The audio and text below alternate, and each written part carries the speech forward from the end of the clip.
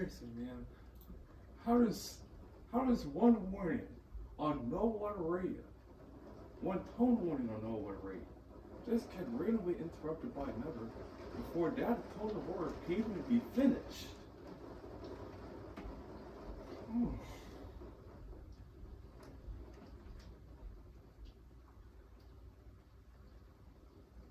I wonder if this was the thing we see arrested.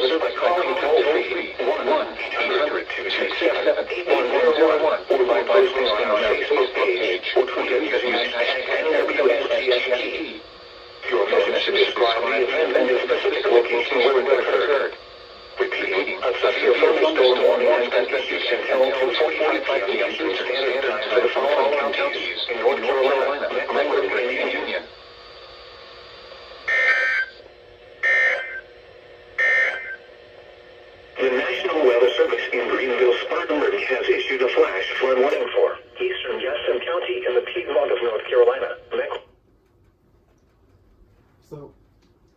So just some talk about KHC27 having that SVR for Davidson and Forsyth being interrupted by an SVR update from GSP. GSP interrupted me. So I was talking about that. It's basically GSP censoring what I could say, almost.